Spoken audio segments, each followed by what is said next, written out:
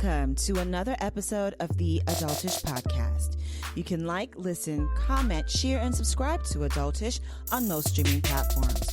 You can also find Adultish on Twitter at AdultishP0DCAST.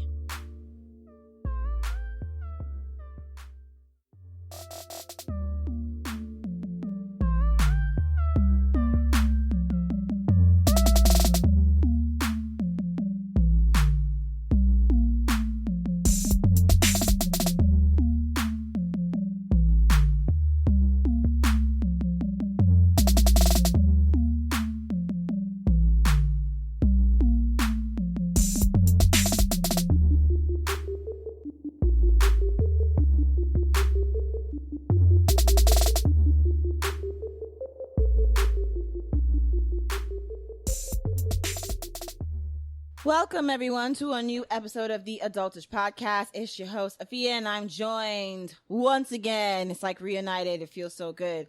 With my favorite co-host, Mr. Vincent Bernard. Say hello to the world. Hello, Vincent. beautiful people. Except we're not Peaches and her, we're Fifi and Vinny. Hey!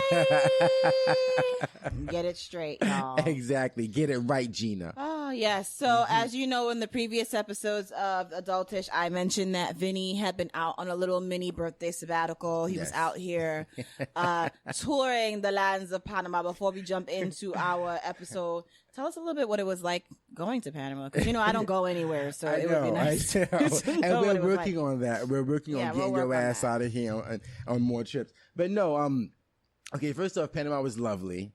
My brother and I, whenever we do our birthday thingies, it's more about reflection, celebrating the fact that we made another year. Nice. And then we kind of open up and talk to each other about the things that happened over the past year that we may not have been so open with. Really? You know? Oh, yeah. So you guys really have like self-reflective birthday trips. Yeah. Like any kind of fears, whatever happened that's bothering us, or that bothered us rather, that we may not have intimately covered over the span. We'll just, it'll come out then, because we're not in our usual confines. We're in a completely different environment. Different space. Absolutely. And you know how it is. I mean, I know you say you don't go anywhere, yeah. but when you're yes, when you leave, yes. When you leave your comfort zone and you become a different, sometimes a better version of yourself. Yes. Then you feel free to talk about those things. So, and just the culture of the people. I mean, we wanted to drink up everything that was Black Panamanian. And, you know, there's Afro Panamanians that have like the slave pass, and then they're like the Jamaican, they're the Afro-Antillean Panamanians who, like, they're the West Indian people that came for the Panama Canal. Okay, and that's like its own distinct. You see how nerdy I'm getting, right? Yeah. I'm getting all excited or whatever. That's. I'm but interested in that kind of sounds stuff. like. You know, that's that anthropology coming out through that Tony, not Tony Morrison, Zora Neale Hurston. Yes. Anthropology coming out. Yeah, well, I mean, like, that's super cool that there's, I mean, because you do find like a lot of Panamanians do consider themselves West Indian anyway. And it makes sense if there's like a specific community of immigrated West Indians who live in Panama to kind of to continue that culture within the country. And it's true. No, and not to cut you off, but and I'll just quickly say, what we noticed is that, you know, we went to the Panama Canal Museum, which is in Panama City, and they didn't say anything about the West Indian contributions to the canal. And we know that there's a lot. So then we found the Afro-Antillean Museum, which is a smaller one. It's like in a little church. It's in church. It was an old church. And that one is only about the contributions that the West Indians have contributed. And it's so much, like, Afia, you would be so proud of your people, because Jamaicans, Trinidadians, all of them over there, and they came with culture, with religion, in ways that native Panamanians didn't even have. So they were already a step above. So like it was amazing. It was great. It was everything. And I would encourage anyone to go to Panama if you can and give them your tourist dollars. Woo. And that's all I'll say about that. Nice. And it's part of adulting too, traveling more and seeing the world, honey. I'm about that life. It is, and you are. And I believe you when you say the fact that, or you state that when you travel, you do see another and a better version of yourself. And it's true, like, when I was younger, I did do a trip with a friend of mine, well, a friend at the time, and we went to Florida with her family. Yeah.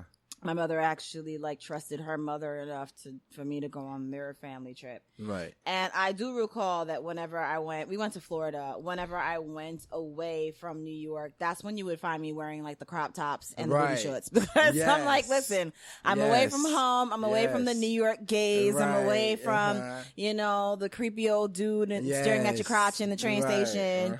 So there I was wearing the shorts and, wearing the strapless dresses and the tight booby cleavage revealing dresses. And, of course I was 17 at the time, so I couldn't have been doing too much. Right. But at the same time, I'm like, okay, one, it's warm as hell. Two, like I'm away from home. I'm curling up my hair. I'm doing this. I'm wearing the earrings. I'm being a rock star. So absolutely, when you do travel, in that departure from your home, there is a departure from yourself, from your home self into, who you are when you are not there, exactly. Nice duality of who we are and, who we are when we're home in our home life and then, in our extended life. Right. But not to get too, this is kind of going to flow in, I promise y'all, into our conversation today. Absolutely. Which absolutely has to do with adulting. With friends who are going through marriage, who, have the marriage, have the careers and the babies, and you are basically coming into your sexy single self. Right. Indeed. Which would include traveling. Exactly. So you see how it all comes back. No, it's all related. It's all related. Because, it's like, all right, so you get to a certain point in life when as you're adult, you're getting older, you're becoming an adult, you're coming into it. Mm-hmm. And then you get to a point where, and not everyone goes through this, but you may want to start seeing the world more, or maybe you're a person who you want to do the settle down thing. Yes. And that's not the answer for everyone. But if that is your narrative, if that's your story, and you are the one who, you have this one friend who gets married, you have that other friend who's maybe in a relationship, but they travel more. They are doing things that you want to do, and you're the single person, and you're sort of re-embracing. We'll say re-embracing because you could be single in your 30s, and like yourself, you were divorced. You're a divorcee, and me, I'm currently in a relationship, but there have been times where I've been in and out of them all throughout my 20s, and there is a sense of re-establishing your sexuality. I feel like, maybe almost every decade. So, but you Madonna? I mean, because Madonna be out here reinventing every decade. But I feel like depending on who you are as a person, you interpret your sexuality as you get older. So you don't need to do certain things the way you used to do when you were younger. Yes. So if you're in that I guess like 30s. We'll say 30s stage where you're the like new slutty one. Then you gotta sort of, and then you gotta juxtapose it against what your friends are doing. Yeah. It could be a good thing or a bad thing for you depending on how you want to see it. Yes. Absolutely. How do you see that? How do you see being and where would you fit in on that spectrum? So I'm the boy. We were talking about this literally before we started recording, but I'm kind of like the boring friend of my crew of people who are like married with babies and career and all that other stuff. But at the same time, while I am so the reason let's rewind.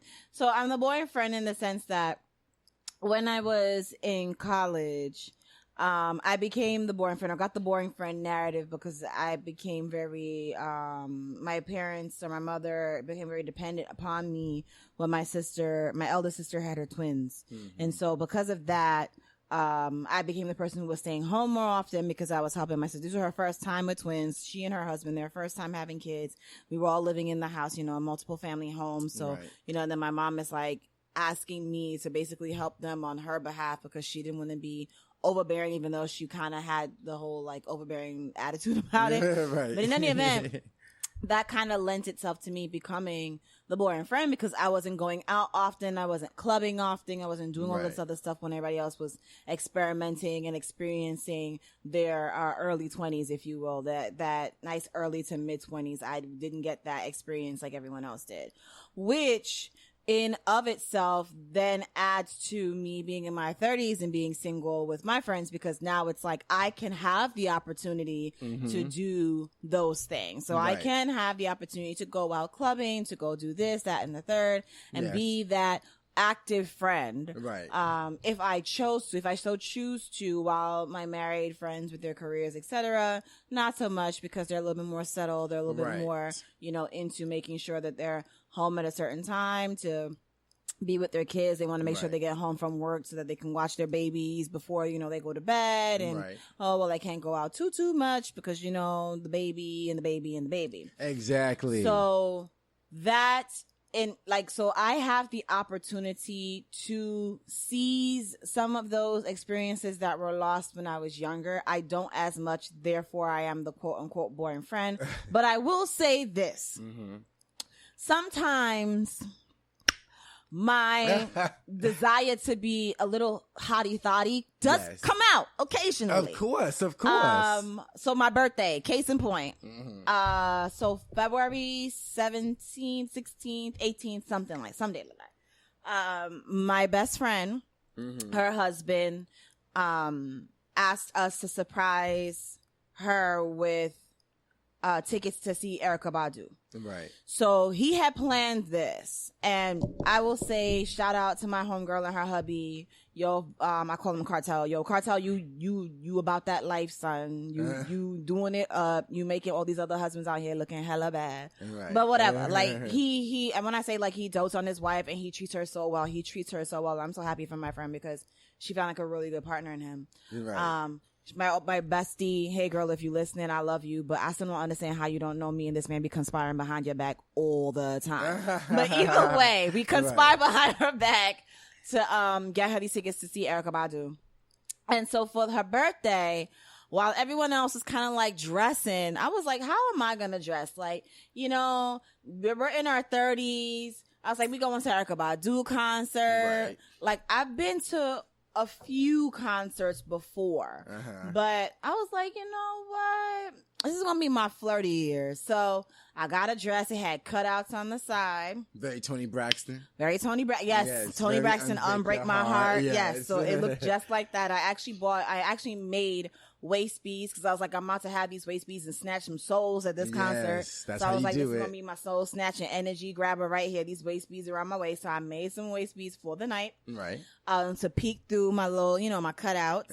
And then I had like these 4.5 inch, I think, platform, like calf high, patent leather, like snake print boots. Got you. Okay. Now, mind you, it was like 15 degrees out in Atlantic City, but a bitch was like, I don't care. Like, I'm doing it anyway. We were being driven there, and then 2, we weren't really walking out on the street, even though at the end of the night, we were actually out on the street, waiting for like the little jitney to take us back to the hotel where our car was parked and everything like that. Right. But that was my moment because I was like, listen, I'm going to be out here strutting this shit. I don't give 2 shits because guess what? I'm single. That's right. I can do me, whatever. Right. So whereas my best friend now, first off, she didn't even know what the event was. So she didn't really know how to dress. But at the same time, she was also still like, oh, I just had a baby, in mom body. And, and I was like, listen, girl, I'm trying to snatch, bag a number, something. Right. So Amen. Even if I don't want it, still, I want the option to get a look. So that way, even if I want the number, I could throw it away. Some shit. Right. So, and I slicked my hair back and did my eyes up. And I literally told them when we all got together, I said to them, and I quote, I'm trying to snatch a soul tonight. So I know y'all out here for some good old family fun. I'm looking to snatch a soul. That's right. Right? And so that's me of my friends as my friends. Like, I'm here to snatch souls. Right. And I have my soul snatching moments. Other than that, though, like, again, I'm a little bit on the more relaxed side, but then again, I do me, and I don't publicize that I do me. Right. But I do me. My friends don't know that I've been doing me for a while. Right. I've been doing some. You've been doing your thing. I've been doing my thing. You got your secrets. I get it. So I think for me, it's having to have that side of me that wants to do a lot of the single life things and definitely enjoy a lot of my sexuality. But then it's also me seeing my friends and